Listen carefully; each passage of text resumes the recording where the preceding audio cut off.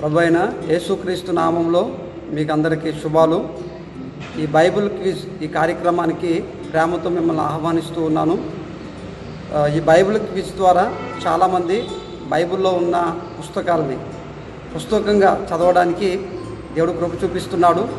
ఇప్పటికే చాలామంది ఈ బైబిల్ క్విజ్లో పాల్గొని దేవుని యొక్క వాక్యంలో ఎదగడానికి, ఆ వాక్యం నేర్చుకోవడానికి సహాయపడుతూ ఉంది. మరి ఈరోజు మన మధ్యలో సహోదరులు కృపాకర్ గారు ఉన్నారు. వారు హెబ్రీయులు రాసిన పత్రిక మీద ఈరోజు బైబిల్ క్విజ్లో మనతో పాల్గొనడానికి వచ్చారు. ఉన్నారండి. మరి ఈ కార్యక్రమాన్ని మనం జరిగిస్తూ ఉన్నాం. ఒకవేళ మీలో ఎవరైనా ఈ బైబిల్ క్విజ్లో పాల్గొనాలనే ఆలోచన కలిగి ఉంటే మమ్మల్ని సంప్రదించండి.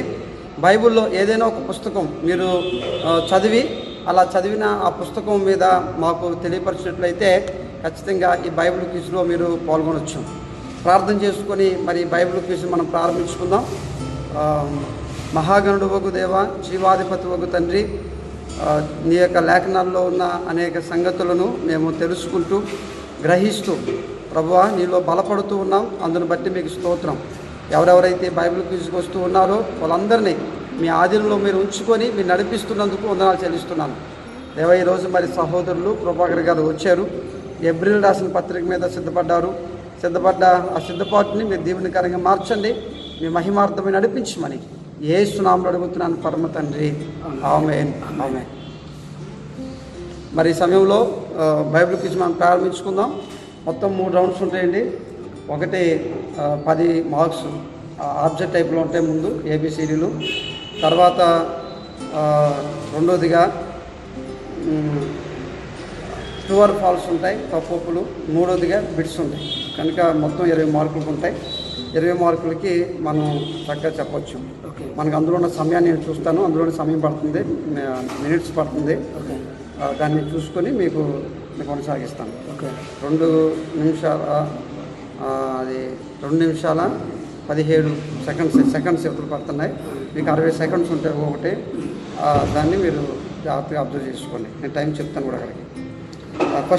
మొదటి రౌండ్లోని ఆబ్జెక్ట్ టైప్లో మేము అడుగుతున్న మొదటి ప్రశ్న, దేవదూతల కంటే కొంచెము తక్కువ వాణిగా చేయబడినది ఎవరు? ఏ యేసు, బి స్త్రీ, సి ప్రవక్త, డి ఏది కాదు. యేసు. మీ టైం ఉంది 48 అక్కడ, అంటే ఇంకా 48 వచ్చే వరకు మీకు 1 మినిట్ సమయం ఉంది. యేసు గట్టిగా చెప్పండి, కొంచెం అందరూ. షూర్. మీరు మీకు 4 ఆప్షన్లు ఉన్నాయి. 2 సార్లు బైబిల్ చూసుకోవచ్చు. ఒకసారి హింట్ కావాలంటే హింట్ ఇస్తాను. ఫోన్ చేసుకోవచ్చు ఒక ఆప్షను. ఫోన్ నేను చేసుకోలేను అంటే ఇంకొకసారి కూడా బైబిల్ చూసుకోవచ్చు ఆప్షన్. 3 సార్లు బైబిల్ చూసుకోవచ్చు, ఒకసారి హింట్ అడగవచ్చు. కాబట్టి ఇప్పుడు యేసు అంటారు. మరి సమయం లోపలే చెప్పడం జరిగింది. చూద్దాం యేసు అవునో కాదో చూద్దాం. హెబ్రీయులు రాసిన పత్రిక 2వ అధ్యాయము 9వ వచనంలోని దేవదూతల కంటే కొంచెం తక్కువగా చేయబడినది యేసు ఈజ్ ద రైట్ ఆన్సర్. అదే అధ్యాయంలోని మనుష్యుడు అని కూడా ఉంటుంది, కానీ నేను మనుష్యుని ఇవ్వలేదు. కనుక మనుష్యుడు దేవదూతల కంటే తక్కువగా చేయబడ్డాడు. కానీ మనం తక్కువగా చేయబడడంలో అర్థం ఉంది. కానీ యేసుక్రీస్తు దేవదూతల కంటే తక్కువగా చేయబడడంలోని ఆయన యొక్క తగ్గింపు అన్నది మనకు అర్థమవుతుంది. ఆయన ఈ లోకం మన కొరకు ఎలా తగ్గించుకున్నాడో మనకు అర్థమవుతుంది. సరే, మొత్తం మీద రైట్ ఆన్సర్ ఇచ్చారు మొదటి ప్రశ్నకి మరి కృపాకర్ గారు. ఇంకా మనం కొంచెం ముందుకెళ్తే ఎలాగా జరుగుతుందో చూద్దాం. దేవుని యొక్క వాక్యంలో 2వ ప్రశ్న, జీవము గల దేవుణ్ణి విడిచిపోవునట్టి డాష్ లేని దుష్ట హృదయము? ఏ నిరీక్షణ, బి విశ్వాసము, సి పరిశుద్ధత, డి విధేయత. ఇప్పుడు టైం స్టార్ట్. 30 సెకండ్లతో స్టార్ట్ అయింది. మనం 30 సెకండ్లు వచ్చేటప్పటికి 1 మినిట్ అయినట్టు. విశ్వాసం. షూర్. మీరు ఆప్షన్ ఉపయోగించుకోవచ్చు, పర్వాలేదు. విశ్వాసం అనేది చెప్తున్నారు, ఇక్కడ రాయబడి ఉంది కాబట్టి విశ్వాసం లేని దుష్ట హృదయం. పరిశుద్ధత లేని దుష్ట హృదయం అని చెప్పచ్చు కదా. లేదు, వాక్యంలో రాయబడి విశ్వాసం లేని దుష్ట హృదయం. అక్కడే మళ్ళీ ఆలోచన చేసుకోండి. కరెక్టేనా? మరి సహోదరులు చెప్తున్నారు విశ్వాసము లేని దుష్ట హృదయము అని చెప్తున్నారు. చూద్దాం. ఎబ్రీ పత్రిక 3వ అధ్యాయము 12వ వచనంలోని ఈ మాట రాయబడి ఉంది. మరి జీవం గల దేవుని విడిచిపోవునట్టి విశ్వాసం లేని దుష్ట హృదయం ఇస్ ద రైట్ ఆన్సర్. సరైన జవాబు. మరి నిజమే, దేవుణ్ణి చాలాసార్లు విడిచిపెట్టే హృదయం ఎలాంటి హృదయం అంటే అది దుష్ట హృదయమే. అది దుష్ట హృదయంగా మారడానికి కారణం ఏంటంటే మనలోని విశ్వాసం లోపించడం. ఎప్పుడైతే విశ్వాసం మనలో లోపిస్తుందో అలా లోపించిన విశ్వాసం మన హృదయం దుష్ట హృదయంగా మార్చివేయబడుతుంది. అది ఎంతో భయంకరం. సరే, ఏదైనప్పటికీ 2 ప్రశ్నలకి జవాబులు ఇచ్చారు. మరొక ప్రశ్న కూడా మనం అడుగుదాం ఈ సమయంలో. యేసుక్రీస్తు ఎవరి యొక్క క్రమంలో చేరిన ప్రధాన యాజకుడు? ఏ అహరోను, బి మోషే, సి మెల్కిసెదెకు, డి ఫినెహాసు. మెల్కిసెదెకు అహరోను కాదంటారా? లేదు, అహరోను దేవుని చేత ఏర్పరచబడిన అహరోను యాజకుల్లో ఉన్నాడు అన్నమాట. అవును. యేసుక్రీస్తు వారు దేవుడు దాని తర్వాతనే యాజకుగా ఏర్పరచుకుని మెల్కిసెదెకు క్రమంలో చేర్చబడినవాడు ఉంటూ ఉన్నాడు అన్నమాట యేసుక్రీస్తు. అవునా? మరి మెల్కిసెదెకు అని చెప్పారు. చూద్దాం రైట్ రాంగో ఆప్షన్లోనే ఉపయోగించుకోవచ్చు. యేసుక్రీస్తు ఎవరి యొక్క క్రమంలో చేరిన ప్రధాన యాజకుడు అంటే మెల్కిసెదెకు ఈజ్ ద రైట్ ఆన్సర్. ఎందుకు మెల్కిసెదెకు అంటే అహరోనికి తల్లిదండ్రులు ఉన్నారు. అహరోనికి ఒక పరిమితి ఉంది, ఒక పుట్టిక, ఒక మరణం, ఇవన్నీ ఉన్నాయి. అహరోను మరి ఎక్కువ కాలం జీవించేవాడు కాదు. ఇలా ఎన్నో కారణాలు ఉన్నాయి. కనుక మెల్కిసెదెకు అయితే మరి తండ్రి తల్లి లేనివాడు. ఆయన సాలేము రాజు, సమాధానమునకు రాజు అయిన కనుక ఆయన యొక్క క్రమంలో యేసుక్రీస్తు మరి చూపించడం జరిగింది. అనగా యేసుక్రీస్తు యొక్క యాజకత్వం అనేది శాశ్వత కాలం ఉండే యాజకత్వం అని దేవుని యొక్క వాక్యంలో చూస్తాం. కనుక 3వ ప్రశ్నకు కూడా జవాబు చెప్పారు. ఇది రైట్ ఆన్సర్. 3 మార్కులు సంపాదించుకున్నారు. పర్లేదు, బాగా ఎబ్రీ పత్రిక బాగా చదివినట్టున్నారు. Okay, good. మరొక ప్రశ్న అడుగుదాం ఈ సమయంలోని. ఓర్పుతో సహించి ఆ వాగ్దాన ఫలము పొందినది ఎవరు? ఏ అబ్రహాము, బి యెహోషువ, సి మోషే, డి యేసు. ఈ టైం స్టార్ట్ అయింది. ఓర్పుతో సహించి ఆ వాగ్దాన ఫలము పొందినది ఎవరు? ఏ అబ్రహాము, బి యెహోషువ, సి మోషే, డి యేసు. మీకు 4 ఆప్షన్లు ఉన్నాయి, ఉపయోగించుకోవచ్చు. ఏ ఆప్షన్ ఉపయోగించుకోవచ్చు. మీకు 20 సెకండ్స్ అయిపోయిన టైము. Abraham sure. బైబిల్ నుంచి చూడక్కర్లేదంటారు. మరి అబ్రహాం అని చెప్తున్నారు. మనం చూద్దాం. ఓర్పుతో సహించి ఆ వాగ్దాన ఫలం పొందినది ఎబ్రీ పత్రిక 6వ అధ్యాయము 15వ వచనంలోని మరి Abraham is the right answer. సరైన జవాబు. మరి వాగ్దానం మనం పొందుకోవాలి అంటే ఆ వాగ్దానం నిమిత్తం ఓర్పుతో ఉండాలి అనేది దేవుని యొక్క వాక్యంలో మనం చూస్తున్నాం. కనుక చాలాసార్లు దేవుడు మనకి ఏ వాగ్దానం చేశాడో ఆ వాగ్దానాలు మనం పొందుకోవడానికి ఓర్పు అనేది చాలా అవసరం. వాగ్దానం అనేది చాలా గొప్పదే, కానీ దానికంటే అది పొందుకునే మనం ఓర్పు అనేది ఇంకా చాలా గొప్పది. కనుక ఓర్పుని కలిగి ఉండండి, తద్వారా కలిగే మేలు మీరు అనుభవిస్తారు. మరి ఈ సమయంలోని మరొక ప్రశ్న చేయడం జరుగుతుంది.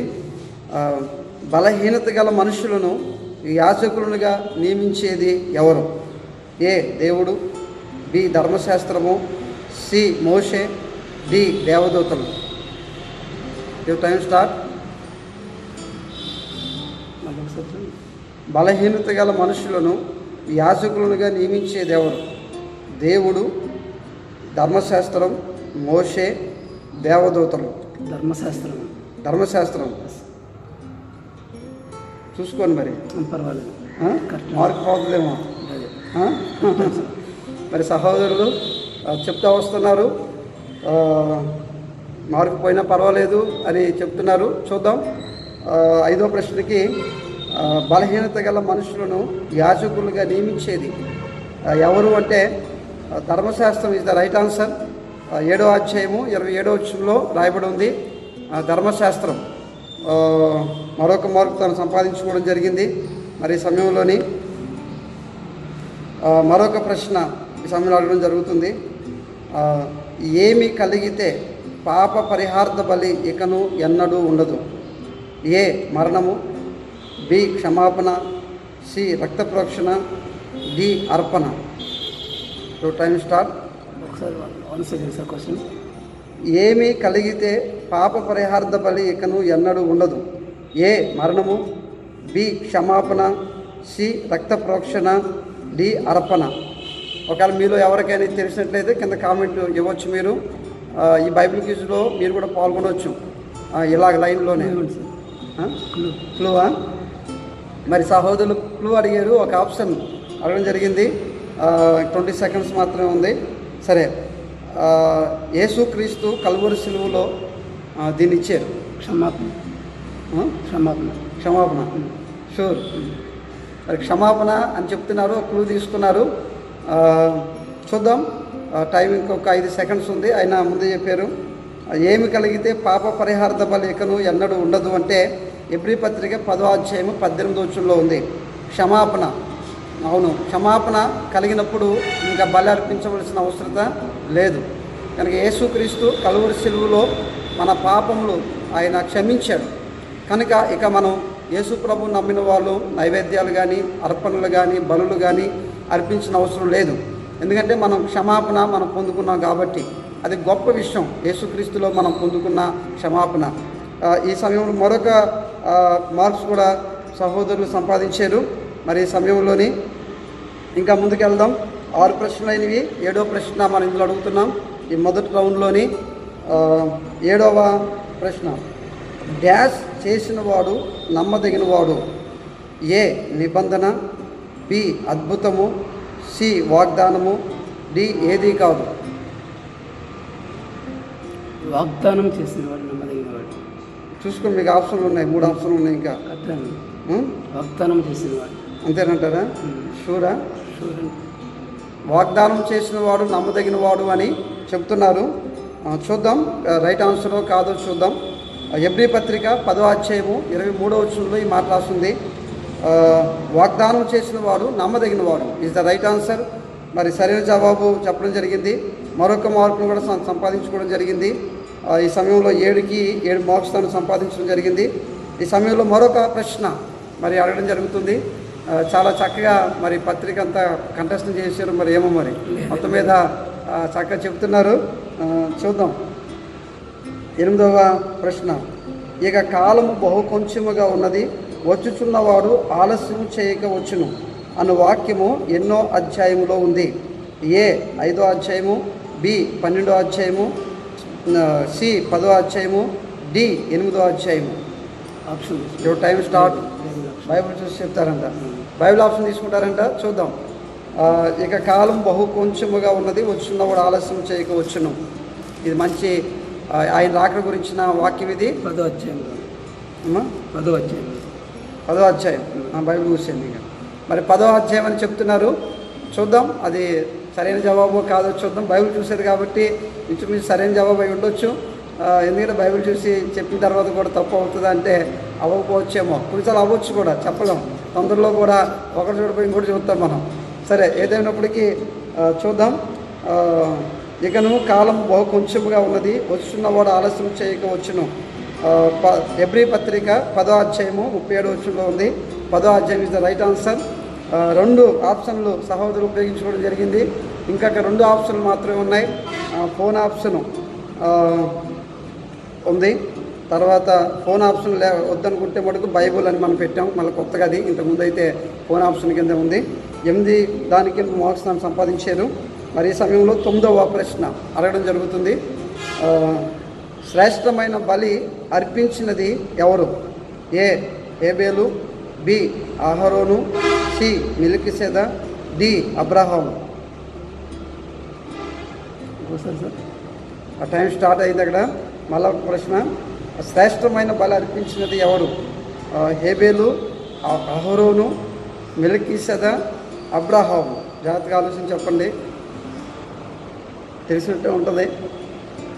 మీకు ఎవరికైనా అయితే జవాబు తెలిస్తే మీరు కూడా కింద కామెంట్ చేయొచ్చు, జవాబు మీరు రాయొచ్చు. అబ్రహాము. మీకు సమయం ఉంది, ఇంకా 2 ఆప్షన్లు కూడా మీకు ఉన్నాయి. ఉపయోగించుకోవచ్చు. మరి సహోదరులు అబ్రాహాం అని చెప్పారు. చూద్దాం బైబిల్ గ్రంథంలోని హెబ్రీ పత్రికలోని 11వ అధ్యాయం 4వ వచనంలోని శ్రేష్టమైన బలి అర్పించినది హేబేలు.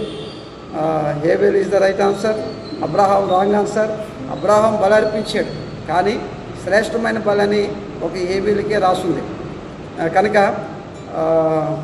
Wrong answer. ఒక్క జవాబుని తను కోల్పోవడం జరిగింది. 2 ఆప్షన్లోనే ఉపయోగించుకోలేకపోయారు. మరి చూద్దాం, ఇక్కడికి ఇంకొక ప్రశ్న చివరి రౌండ్లో మిగిలి ఉంది. 8 వాటికి జవాబు సరిగ్గా చెప్పారు, 1 కోల్పోయారు. ఇంకొక ప్రశ్న ఉంది, చూద్దాం దీనికి ఎలా జవాబు చెప్తారు. ఐగుప్త ధనము కంటే క్రీస్తు విషయమైన నింద గొప్ప భాగ్యమని ఎంచుకున్నది ఎవరు? ఏ రాహాబు, బి మోషే, సి ఇస్సాకు, డి యెహోషువ. ఒకవేళ మీలో ఎవరికైనా జవాబు తెలిస్తే మీరు కింద కామెంట్ చేయొచ్చు.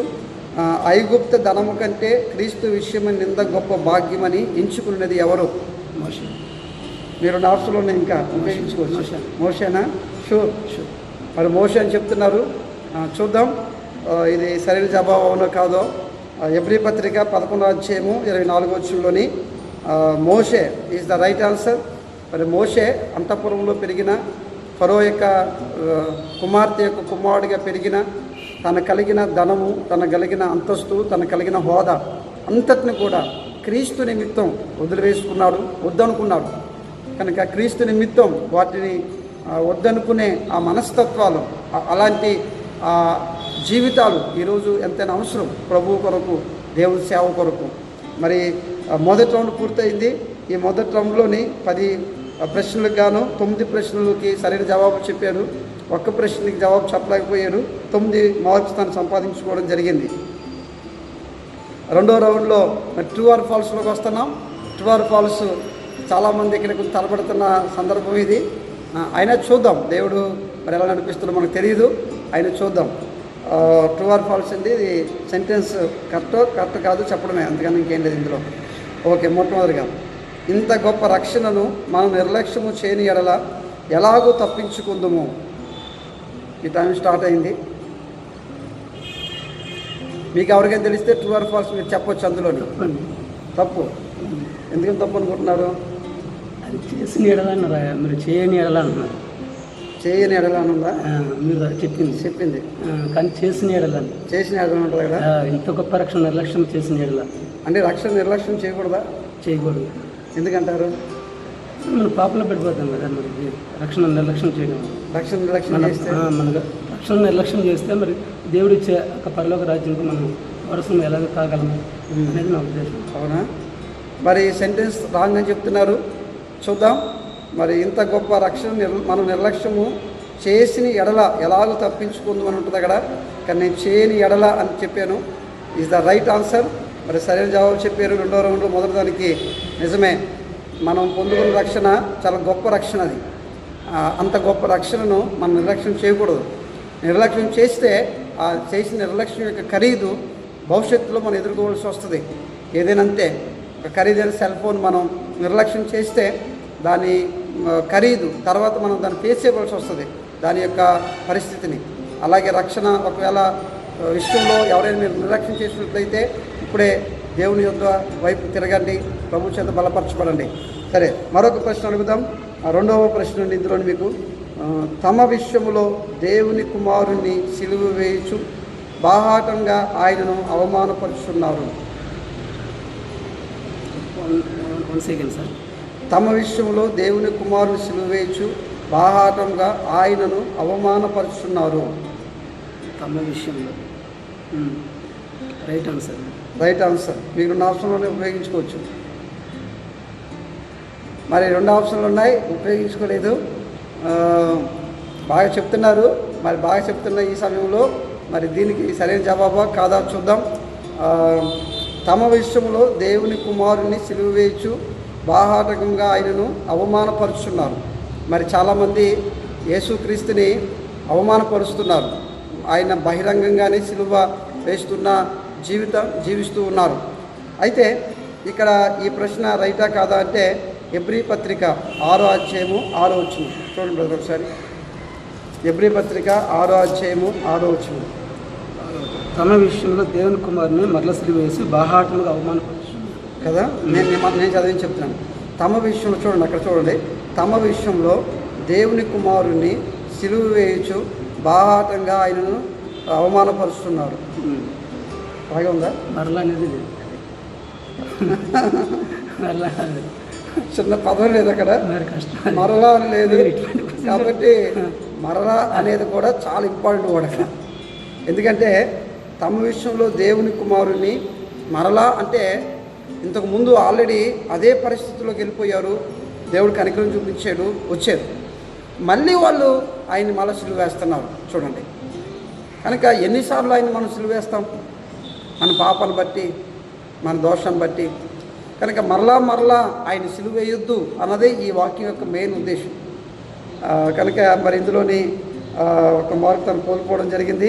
అందుకే ట్రూ ఆర్ ఫాల్స్ ఇది కష్టం ఉంది చెప్పి నేను బైబిల్ కొంచెం బాగానే చదువుకొని ఈ విషయంలో మటుకు ఉండాలి. సరే, 2 ఆప్షన్లు ఉన్నాయి, అప్పుడు ఉపయోగించుకోలేకపోయారు. మరి ఉపయోగించుకుంటారేమో అనుకున్నాను నేను. చూద్దాం, ఇంకా ముందు ఉన్నాయి కాబట్టి చూద్దాం. 3వ ప్రశ్న ఇందులో, ఆయన పాత నిబంధనకు మధ్యవర్తి అయి ఉన్నాడు. True or false? ఈ టైం స్టార్ట్ అయిపోయింది. పాత నిబంధనకు మధ్యవర్తి ఉన్నాడు. ఈ సెంటెన్స్ కరెక్ట్ కాదంటే తప్పండి, ఫాల్స్. తప్పు. మీకు 2 ఆప్షన్లను ఉపయోగించుకోవచ్చు. మీరు మార్కులు కోల్పోతుంటున్నారు మీరు. దేవుడిచ్చిన ప్రేరణ. దేవుడు వచ్చింది కానీ చాలా దేవుడిచ్చిన ప్రేరణ. దేవుడిచ్చిన ప్రేరేపణ అంట. ఓకే, సరే. ఆయన పాత నిబంధనలకు మధ్యవర్తి అయి ఉన్నాడు. ఎబ్రీ పత్రిక 9వ అధ్యాయం 15వ వచనం. ఇది యేసుక్రీస్తు గురించి చెప్పబడిన మాట. ఇది యేసుక్రీస్తు మధ్యవర్తియే ఆయన, కానీ కొత్త నిబంధనకు మధ్యవర్తి అనేది అక్కడ ఉంటుంది. Is the wrong answer. సరైన జవాబు చెప్పారు. మరి ఒక మార్క్ మరి సంపాదించుకున్నారు. యేసుక్రీస్తు మధ్యవర్తి, ఈజ్ ఎ మీడియేటర్. ఆయన తండ్రికి మనకి మధ్యవర్తి. కొత్త నిబంధనలోని ఆయన మనలను ఆయనతో దేవునితో సమాధానపరిచారు. ఆయన మధ్యవర్తిగా ఉండగా ఆయన మధ్యవర్తాన్ని కోరుకోండి, మీ సమస్యలు పరిష్కరించబడతాయి. మనుషుల యొక్క మధ్యవర్తానికి వెళ్ళకండి దయచేసి. దేవుని వైపు చూడండి. ఇక్కడ 4వ ప్రశ్న ట్రూ ఆర్ ఫాల్స్లోని, బుద్ధిపూర్వకంగా పాపము చేసిన ఎడల పాపములకు బలి ఇకను ఉండదు. మీ టైం స్టార్ట్ అయింది. మీరు ఎవరైనా తెలిస్తే మీరు కామెంట్ చేయొచ్చు, ట్రూ ఆర్ ఫాల్స్ రాయొచ్చు. బుద్ధిపూర్వకముగా పాపము చేసిన ఎడల పాపములకు బలి ఇకను ఉండదు.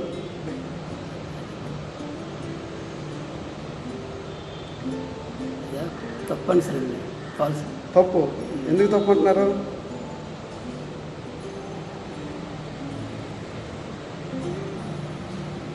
తప్పు అనేది ఎందుకు అనిపించింది మీకు ఈ వాక్యం?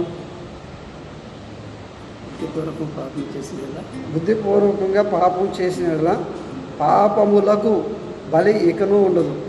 Right answer. అదేం తప్పు అన్నారు ఇందాక. మన రైట్ ఆన్సర్. సెంటెన్స్ అటు ఇటు లేకుండా కరెక్ట్ ఆన్సర్. కరెక్ట్ ఆన్సరేనా? ఆప్షన్ ఉపయోగించుకోరా? Correct answer. ఆప్షన్ వద్దంటారు. True true true. మరి టైం అయిపోయింది. సరైన జవాబు అని చెప్తున్నారు. చూద్దాం సరైన జవాబు అవునో కాదో చూద్దాం. మరి సమయంలోని బుద్ధిపూర్వకంగా పాపం చేసిన ఎడల మరి పాపములకు ఇక బలి ఉండదు. ఎబ్రీ పత్రిక 10వ అధ్యాయం 26వ వచనం ఈజ్ ద రైట్ ఆన్సర్. సరైన జవాబే. యాజ్ ఈజీగా అలాగే ఉంటుంది బైబిల్లోని. చివరి ప్రశ్న మరి సమయంలో అడగడం జరుగుతుంది. చివరి ప్రశ్న, విశ్వాసం లేకుండా దేవునికి ఇష్టడై ఉండుట సాధ్యం? విశ్వాసం లేకుండా దేవునికి ఇష్టడై ఉండుట సాధ్యం? తప్పండి. తప్పు. ఎందుకంటున్నారు? విశ్వాసం లేకుండా దేవునికి ఇష్టం అసాధ్యం. అసాధ్యమా? సాధ్యం కదన్నారా? అసాధ్యం. అసాధ్యం బైబిల్ అసాధ్యం. అంతేనా? మరి సహోదరులు అసాధ్యం అంటున్నారు. విశ్వాసం లేకుండా దేవునికి ఇష్టమై ఉండుట సాధ్యం కాదంటున్నారు. సరే చూద్దాం. ఎబ్రీ పత్రిక 11వ అధ్యాయం 6వ వచనంలో విశ్వాసం లేకుండా దేవునికి ఇష్టమై ఉండుట అసాధ్యం ఈజ్ ద రైట్ ఆన్సర్. సాధ్యం అంటే అది కుదరని పని అది. కనుక 2వ రౌండ్ ముగించేసరికి 4 మార్క్స్తో ఉన్నారు. మొదటి రౌండ్లో 9 మార్కులు, 2వ రౌండ్లో 4 మార్కులతో ఉన్నారు. చివరి రౌండ్ మరి బిడ్స్లో మనం వెళ్తున్నాం. 5 ఉన్నాయి. ఇంకా ఈ 5కి ఎలా సమాధానం చెప్తారో చూద్దాం.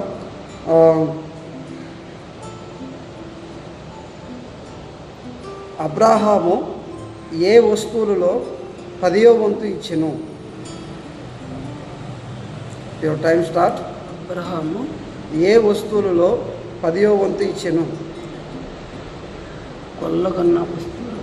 కొల్లకి మీ 2 ఆప్షన్లు ఉన్నాయి, ఉపయోగించుకోవచ్చు. కొల్లగొన్న వస్తువులు మీకు 2 ఆప్షన్లు ఉన్నాయి, మీరు ఉపయోగించుకోవచ్చు. అది కరెక్టే. దేవుని ప్రేరేపణ అంటారా? మరి ఇంత దేవుని ప్రేరేపణ అన్నారు. Okay, very good. నిజమే, దేవుడే ఆలోచన పుట్టించాలా. సహజంగా దేవుడు పుట్టించకపోతే మనం ఏం చెప్పలేం కదా, అది వాస్తవం.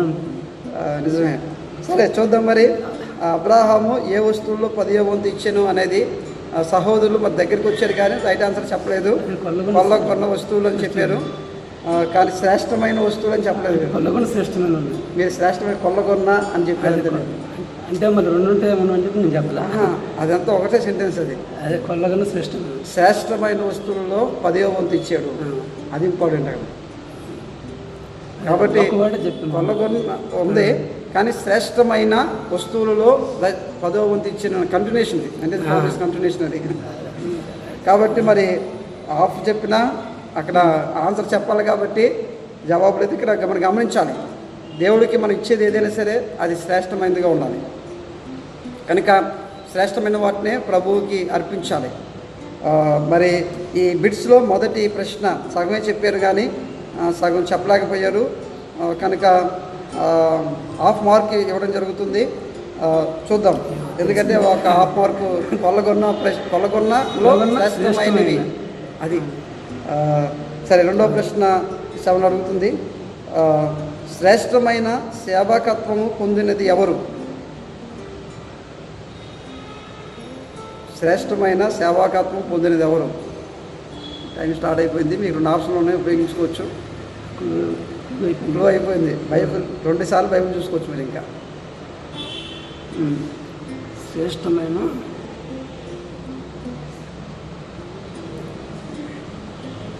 20 సెకండ్స్ అయింది మీకు.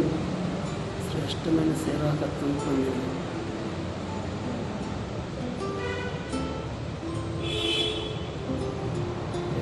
65 సెకండ్స్ అయిపోయింది. నాకు తెలీదు, మీరేం చెప్తుంది నేను యేసుప్రభు. సరిగ్గా చూసుకున్న ఆప్షన్ ఉన్నాయి మీకు.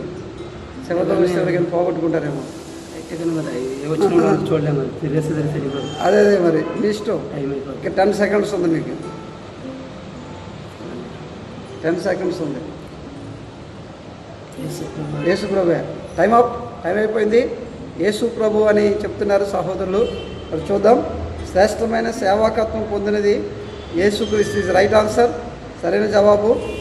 ఇందులో మార్కు సంపాదించుకోవడం జరిగింది. చాలా డౌట్గా చాలా చెప్పారు, కానీ మార్క్ సంపాదించుకున్నారు మొత్తం మీద అయితే. సరే చూద్దాం. మరొక ప్రశ్న. మనస్సాక్షి విషయంలో ఆరాధకునికి సంపూర్ణ సిద్ధి కలుగు చేయలేనివి ఏమిటి? Your time start. మనస్సాక్షి విషయంలో ఆరాధకునికి సంపూర్ణ సిద్ధి కలుగు చేయలేనివి ఏమిటి? మీకు 15 సెకండ్స్ అయిపోయి బైబిల్ ఆప్షన్ తీసుకుంటారంట. తీసుకొని చూద్దాం మరి బైబిల్ ఆప్షన్ ఎలాగైనా. మనస్సాక్షి విషయంలో ఆరాధకునికి సంపూర్ణ సిద్ధి కలుగు చేయలేనివి ఏమిటి? 40 సెకండ్స్ అయిపోయింది.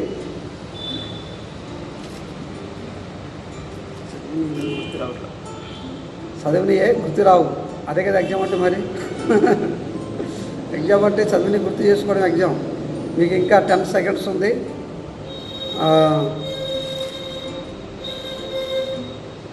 టైం దగ్గరికి వచ్చేసింది.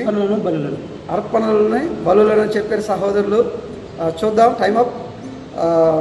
మనస్సాక్షి విషయంలో ఆరాధకునికి సంపూర్ణ సిద్ధి కలుగు చేయలేనివి అర్పణలు బలులు. అబ్రి పత్రిక 9వ అధ్యాయం 9వ వచనం ఇస్ రైట్ ఆన్సర్, సరైన జవాబు. మొత్తం మీద బైబిల్లో చూసి ఎక్కడ దొరుకుతుందో అర్థం కాకుండా చెప్పేది. మొత్తం మీద కొన్నిసార్లు అలా అర్థం కాకుండా దొరుకుతాయి కొన్ని. కానీ బైబిల్తో పరిచయం ఉండాలి మైండ్. అది బైబిల్తో కొంత పరిచయం ఉంటే కొంత ఎక్కడుందో మనం కొంచెం ఆలస్యమైనా అది మనం కనిపెట్టగలం. బైబిల్తో అసలు పరిచయం లేదనుకోండి, అసలు మనం దాన్ని ఎక్కడుంది కూడా మనకు తెలియదు. నేను వీటిని అబ్రాహాం ఎక్కడుందంటే కూడా చెప్పలేము మనం బైబిల్తో పరిచయం లేకపోతే. నేను అండర్లైన్ చేసుకున్నాను కాబట్టి కొన్ని ఆ, అవి అలా చూడగలుగుతున్నాను అనమాట. ఓకే, ఇవి చదువుతున్నప్పుడు దాన్ని అండర్లైన్ చేసుకున్నారు కాబట్టి చేసుకున్నాను. ఆ అండర్లైన్ చేసుకుని చూసారు ఫస్ట్. కాబట్టి బైబిల్ చదువుతున్నప్పుడు కూడా కొన్ని పద్ధతులు ఉంటాయి. మార్క్ చేసుకోవడం, కొన్ని ఇంపార్టెంట్ వచనాలని అండర్లైన్ చేసుకోవడం, అది కూడా బైబిల్ స్టడీలో ఒక భాగమే. కనుక బైబిల్ని మనం స్టడీ చేసుకుంటున్నప్పుడు కొన్ని పద్ధతులు మనం పాటించుకోవాలి. అలా పాటిస్తే అలా పాటించిన పద్ధతులు, ఆ బైబిల్ ఆ వాక్యాలు మనం కంఠస్థం చేయడానికి, అవి గుర్తు చేసుకోవడానికి, అవి అనుసరించడానికి, ఎప్పుడైనా ఇతరులకు చెప్పడానికి ఉపయోగపడతాయి. కనుక బైబిల్తో ఎక్కువ సహవాసం చేయండి, వాక్యంతో ఎక్కువ సహవాసం చేయండి. అది ఎంతైనా మనం దీవెనకరంగా మారుస్తుంది. మరి సమయంలో సరైన జవాబు చెప్పారు. మరొక మార్క్ తను సంపాదించుకోవడం జరిగింది. మరి ఈ రౌండ్లోని చివరి ప్రశ్న, ఈ రౌండ్లోని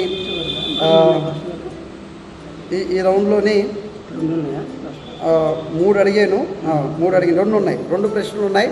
ఆ 2 ప్రశ్నలకి ఎలా జవాబు చెప్తారో చూద్దాం. 3 ప్రశ్నలకి 2.5 మార్క్స్ తను సంపాదించుకున్నారు. ఆ మార్క్ పోగొట్టుకున్నారు. తర్వాత దేనిని సింధింపకుండా పాపక్షమాపణ కలగదు. దేనిని సింధింపకుండా పాపక్షమాపణ కలగదు. రక్త ప్రోక్షణ. ఈ బైబిల్ ఒక ఆప్షన్ ఉంది, ఉపయోగించుకోవచ్చు. రక్త ప్రోక్షణ కరెక్టే. మరి రక్త ప్రోక్షణ అని చెప్తున్నారు, చూద్దాం. ఎబ్రీ పత్రిక 9వ అధ్యాయం 2వ వచనంలోని రక్తము సింధింపకుండా పాప క్షమాపణ కలగదు. రక్తము సింధించకుండా, కనుక సింధింపకుండా అనేది ఆల్రెడీ నేను అడిగేశాను. ప్రోక్షణ అనేది, ప్రోక్షణ కూడా మళ్ళీ యాడ్ చేసి చెప్పారు. రక్తం సింధింపకుండా పాప క్షమాపణ ఉండదు అని సామాన్యంగా మనకి అది తెలుసు. కాబట్టి రక్తము సింధిస్తేనే పాప క్షమాపణ కలుగుతుంది. కనుక యేసుక్రీస్తు తన రక్తమును సింధించడం ద్వారా పాప క్షమాపణ మనకి ఇచ్చాడు. కనుక ఈ సమయంలో మరి పాప క్షమాపణ రక్త ప్రోక్షణ ద్వారానే మనకు కలుగుతుంది. ఇది రైట్ ఆన్సర్. మరి సరైన జవాబు చెప్పారు. అందును బట్టి దేవుని స్తుతిస్తున్నాను. మరి ఇందులో 4కి గాను 3.5 మార్క్స్ సంపాదించుకున్నారు. మరి చివరి ప్రశ్న అడగడం జరుగుతుంది. మరి సమయంలో ఎబ్రీ పత్రికలో యేసుక్రీస్తును దేవదూతుల కంటే గొప్పవాడు అని ఏ అధ్యాయం చెప్పబడింది? బైబిల్ ఆప్షన్ బైబిల్ ఆప్షన్ తీసుకున్నారు. ఎబ్రీ పత్రికలో యేసుక్రీస్తు దేవదూతుల కంటే గొప్పవాడనే మాట. 10 సెకండ్స్ అయిపోయింది. గొప్పవాడు